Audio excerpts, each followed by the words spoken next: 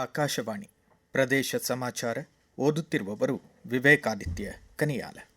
ಪರಿಷ್ಕೃತ ಉಡಾನ್ ಯೋಜನೆಯಡಿ ದೇಶದ 120 ಹೊಸ ತಾಣಗಳಿಗೆ ವಿಮಾನ ಸಂಪರ್ಕ ಕಲ್ಪಿಸಿ 4 ಕೋಟಿ ಹೆಚ್ಚುವರಿ ಪ್ರಯಾಣಿಕರಿಗೆ ಸೇವೆ ಒದಗಿಸುವ ಗುರಿ ಕೇಂದ್ರ ನಾಗರಿಕ ವಿಮಾನಯಾನ ಸಚಿವಾಲಯ ಹೊಂದಿದೆ. ದಾವಣಗೆರೆ ಲೋಕಸಭಾ ಕ್ಷೇತ್ರದ ಸಂಸದರಾದ ಡಾ. ಪ್ರಭಾ ಮಲ್ಲಿಕಾರ್ಜುನ್ ಅವರ ಪ್ರಶ್ನೆಗೆ ಸಚಿವರು ಲಿಖಿತ ಉತ್ತರ ನೀಡಿದ್ದಾರೆ. ವಿಕಸಿತ ಭಾರತ 2047 ದೃಷ್ಟಿಕೋನದಡಿ ಗ್ರೀನ್ಫೀಲ್ಡ್ ವಿಮಾನ ನಿಲ್ದಾಣಗಳ ನಿರ್ಮಾಣ, ಖಾಸಗಿ ಸಾರ್ವಜನಿಕ ಸಹಭಾಗಿತ್ವದಲ್ಲಿ ಪ್ರಾದೇಶಿಕ ಸಂಪರ್ಕ ಹೆಚ್ಚಿಸಲು ಯೋಜಿಸಲಾಗಿದೆ. ಭಾರತವನ್ನು ಕೃತಕ ಬುದ್ಧಿಮತ್ತೆ ಎಐ ಆಧಾರಿತ ಜಾಗತಿಕ ಉತ್ಪನ್ನ ರಾಷ್ಟ್ರವಾಗಿ ರೂಪಿಸಲು ಸರ್ಕಾರ, ಉದ್ಯಮ ಮತ್ತು ಶೈಕ್ಷಣಿಕ ಸಂಸ್ಥೆಗಳು ಒಗ್ಗಟ್ಟಿನಿಂದ ಕಾರ್ಯನಿರ್ವಹಿಸಬೇಕಿದೆ ಎಂದು ಮಾಹಿತಿ ಮತ್ತು ಜೈವಿಕ ತಂತ್ರಜ್ಞಾನ ಖಾತೆ ಸಚಿವ ಪ್ರಿಯಾಂಕ್ ಖರ್ಗೆ ಕರೆ ನೀಡಿದರು.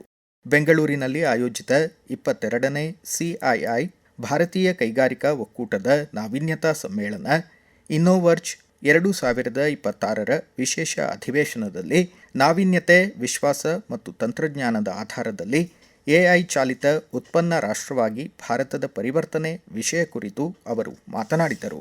ಕರ್ನಾಟಕ ದೇಶದ ಮಾಹಿತಿ ತಂತ್ರಜ್ಞಾನ ಹಾಗೂ ನವೋದ್ಯಮ ಕ್ಷೇತ್ರದಲ್ಲಿ ಮುಂಚೂಣಿಯಲ್ಲಿದೆ. ತಂತ್ರಜ್ಞಾನ ಅಭಿವೃದ್ಧಿ, ಪ್ರತಿಭೆ, ಸಂಶೋಧನೆ, ಉದ್ಯಮಶೀಲತೆ ಜೊತೆಗೆ ಕೃತಕ ಬುದ್ಧಿಮತ್ತೆ ಬಳಕೆ ಮೇಲೆ ಅವಲಂಬಿತವಾಗಿರಲಿದೆ ಎಂದು ಸಚಿವರು ಹೇಳಿದರು. ಸಂಚಾರ ನಿಯಮ ಕಡ್ಡಾಯ ಪಾಲನೆ ಖಾತ್ರಿಪಡಿಸಲು ಹಾವೇರಿ ಜಿಲ್ಲಾ ಪೊಲೀಸರು ಕೃತಕ ಬುದ್ಧಿಮತ್ತೆ ಆಧಾರಿತ ಸಂಚಾರ ನಿರ್ವಹಣಾ ವ್ಯವಸ್ಥೆ ಜಾರಿಗೊಳಿಸಿದ್ದಾರೆ. ಜಿಲ್ಲಾ ಪೊಲೀಸ್ ವರಿಷ್ಠಾಧಿಕಾರಿ ಯಶೋಧ ವಂಟಗೋಡಿ ಮಾಹಿತಿ ನೀಡಿ, ಮೊದಲ ಹಂತದಲ್ಲಿ ಜಿಲ್ಲಾ ಕೇಂದ್ರದ 4 ಕಡೆ 8 ಕ್ಯಾಮೆರಾ ಅಳವಡಿಸಲಾಗುತ್ತಿದೆ ಎಂದರು. ರಾಜ್ಯಾದ್ಯಂತ ಮತದಾರರ ಪಟ್ಟಿ ವಿಶೇಷ ಸಮಗ್ರ ಪರಿಷ್ಕರಣೆ ಪ್ರಗತಿಯಲ್ಲಿದೆ. 5,54,32,314 ಮತದಾರರ ನಮೂನೆಗಳನ್ನು ವಿತರಿಸಲಾಗಿದ್ದು, 100% ಗುರಿ ಸಾಧಿಸಲಾಗಿದೆ. ರಾಜ್ಯದ 17 ಮತದಾನ ಕೇಂದ್ರಗಳ ಅಧೀನದಲ್ಲಿ ಮತದಾರರ ನಮೂನೆಗಳ 100% ಡಿಜಿಟಲೀಕರಿಸಲಾಗಿದೆ ಎಂದು ರಾಜ್ಯ ಚುನಾವಣಾ ಆಯೋಗದ ಪ್ರಕಟಣೆ ತಿಳಿಸಿದೆ. ಕೇಂದ್ರ ಸರ್ಕಾರ ಮಹಿಳೆಯರಲ್ಲಿ ಗರ್ಭಕಂಠದ ಕ್ಯಾನ್ಸರ್ ತಡೆ ಉದ್ದೇಶದಿಂದ HPV ಹ್ಯೂಮನ್ ಪ್ಯಾಪಿಲೋಮಾ ವೈರಸ್ ಉಚಿತ ಲಸಿಕಾ ಅಭಿಯಾನ ಆಯೋಜಿಸಿದೆ. ಧಾರವಾಡ ಜಿಲ್ಲೆಯಲ್ಲಿ 14 ವರ್ಷದಿಂದ 15 ವರ್ಷದೊಳಗಿನ ಒಟ್ಟು 11,244 ವಿದ್ಯಾರ್ಥಿನಿಯರಿಗೆ HPV ಲಸಿಕೆ ನೀಡಲಾಗಿದೆ ಎಂದು ಜಿಲ್ಲಾ ಆರೋಗ್ಯ ಅಧಿಕಾರಿ ಡಾ. FK ಪರಶುರಾಮ್ ಪ್ರದೇಶ ಸಮಾಚಾರಕ್ಕಾಗಿ ಹೆಚ್ಚಿನ ಮಾಹಿತಿ ನೀಡಿದ್ದಾರೆ.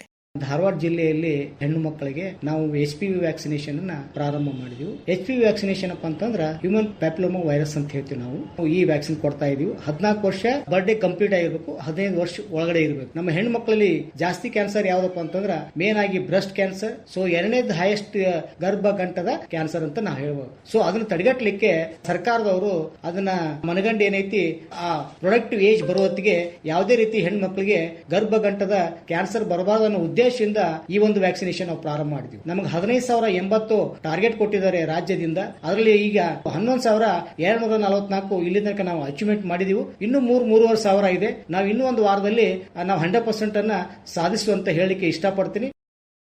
ಗ್ಲಾಸ್ಗೋದಲ್ಲಿ ಆಯೋಜಿತ 2026ರ ಕಾಮನ್ವೆಲ್ತ್ ಕ್ರೀಡಾಕೂಟದಲ್ಲಿ ಭಾರತವನ್ನು ಪ್ರತಿನಿಧಿಸುತ್ತಿರುವ ಲಾಂಗ್ ಜಂಪರ್ ಕನ್ನಡಿಗ ಬೆಂಗಳೂರಿನ ಲೋಕೇಶ್ ಸತ್ಯನಾಥನ್ ಹಾಗೂ ಪ್ಯಾರಾ ಅಥ್ಲೀಟ್ KS ಶಿಲ್ಪಾ ಅವರಿಗೆ ರಾಜ್ಯ ಸರ್ಕಾರ ತಲಾ 5 ಲಕ್ಷ ರೂಪಾಯಿ ಪ್ರೋತ್ಸಾಹ ಧನ ಮಂಜೂರು ಮಾಡಿದೆ. ವಿಕಸಿತ ಭಾರತ ಉದ್ಯೋಗ ಖಾತ್ರಿ ಹಾಗೂ ಜೀವನೋಪಾಯ ಮಿಷನ್ ಗ್ರಾಮೀಣ್ VBG ರಾಮ್ಜಿ ಅಡಿ 125 ದಿನಗಳ ಕೂಲಿ ಒದಗಿಸಲಾಗುವುದು ಎಂದು ರಾಯಚೂರು ಜಿಲ್ಲಾ ಪಂಚಾಯಿತಿ CEO ಈಶ್ವರ್ ಕಾಂದು ತಿಳಿಸಿದ್ದಾರೆ. ವೈಯಕ್ತಿಕ ಮತ್ತು ಸಾಮುದಾಯಿಕ ಕಾಮಗಾರಿಗಳಿಗೆ ಗ್ರಾಮ ಪಂಚಾಯಿತಿಯಲ್ಲಿ ಪ್ರಸ್ತಾವ ಸಲ್ಲಿಸಬಹುದು ಎಂದು CEO ಮಾಹಿತಿ ನೀಡಿದ್ದಾರೆ. ಆಕಾಶವಾಣಿಯ ಬಹುಶ್ರುತ ಪ್ರಧಾನಮಂತ್ರಿ ನರೇಂದ್ರ ಮೋದಿಯವರ ಮನ್ ಕಿ ಬಾತ್ನ 136ನೇ ಆವೃತ್ತಿ ನಾಡಿದ್ದು ಭಾನುವಾರ ಬೆಳಗ್ಗೆ 11 ಗಂಟೆಗೆ ಪ್ರಸಾರವಾಗಲಿದೆ. ಸಾರ್ವಜನಿಕರು ತಮ್ಮ ಸಲಹೆ, ಅಭಿಪ್ರಾಯಗಳನ್ನು ಇಂದು ರಾತ್ರಿ 11:45 mygov.in ಅಥವಾ 1800117800ಗೆ ಕರೆ ಮಾಡಿ ಹಂಚಿಕೊಳ್ಳಬಹುದು. ಮೈಸೂರಿನ ಇತಿಹಾಸ ಪ್ರಸಿದ್ಧ ಚಾಮುಂಡಿ ಬೆಟ್ಟದಲ್ಲಿ ಇಂದು 2ನೇ ಆಷಾಢ ಶುಕ್ರವಾರವನ್ನು ಅತ್ಯಂತ ಶ್ರದ್ಧೆ ಮತ್ತು ಭಕ್ತಿಯಿಂದ ಆಚರಿಸಲಾಯಿತು. ಇಲ್ಲಿಗೆ ಪ್ರದೇಶ ಸಮಾಚಾರ ಮುಕ್ತಾಯವಾಯಿತು. ನಮ್ಮ ಮುಂದಿನ ರಾಷ್ಟ್ರೀಯ ವಾರ್ತಾ ಪ್ರಸಾರ ಮಧ್ಯಾಹ್ನ 1:10 ನಿಮಿಷಕ್ಕೆ.